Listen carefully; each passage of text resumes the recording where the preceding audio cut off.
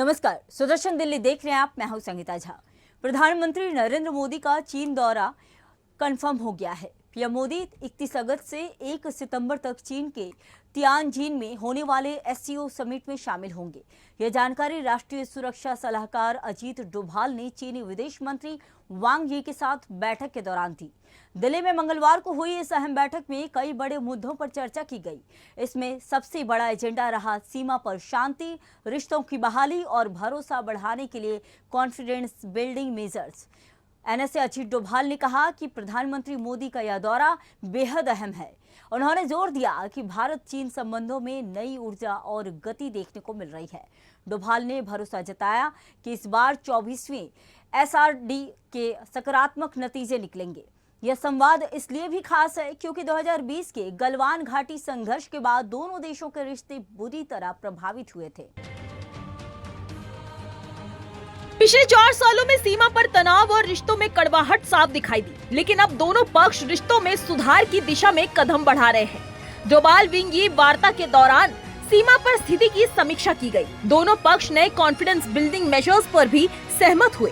हालांकि अब तक कई विवादित क्षेत्रों से सैनिक हटाए जा चुके हैं, लेकिन पूर्वी लद्दाख में अब भी 50 से 60 हजार सैनिक दोनों तरफ तैनात हैं। डी-एस्केलेशन यानी कि अग्रिम मोर्चा से पीछे हटाने की प्रक्रिया अभी पूरी नहीं हुई है। चीनी विदेश मंत्री वांग यी ने भी पीएम मोदी की यात्रा को लेकर सकारात्मक रुख दिखाया। उन्होंने कहा कि चीन भारतीय प्रधानमंत्री की यात्रा को बहुत महत्व देता है। चीन का मानना है कि भारत का योगदान एससीओ समिट को सफल बनाने में अहम होगा।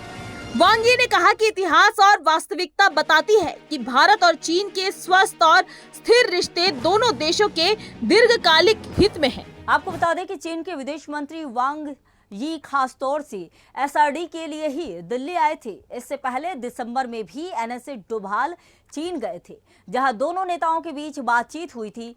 यह पूरी कवायद उस सहमति का हिस्सा है जो प्रधानमंत्री नरेंद्र मोदी और चीन के राष्ट्रपति शी जिनपिंग ने रूस के कजान शहर में मुलाकात के दौरान बनाई थी। दोनों नेताओं ने तय किया था कि भारत और चीन के बीच संवाद तंत्र को फिर से सक्रिय किया जाए और रिश्तों में आई खटास को कम किया जाए। तो अब साफ है कि प्रधानमंत्री मोदी 31 अगस्त से 1 सितंबर तक चीन की यात्रा करेंगे और वहां एससीओ समिट में हिस्सा लेंगे। यह दौरा सिर्फ एक सम्मेलन तक सीमित नहीं है, बल्कि भारत चीन रिश्तों में नए अध्याय की शुरुआत भी हो सकता है। नजरें अब इस पर हैं कि क्या यह मुलाकात वास्तव में सीमा विवाद को ठंडा करने और रिश्तों में नई गर्माहट लाने में सफल हो पाएगी। इसी तरह खबर देखने के लिए देखते रहिए सुदर्शन दिल्ली। जय हिंद।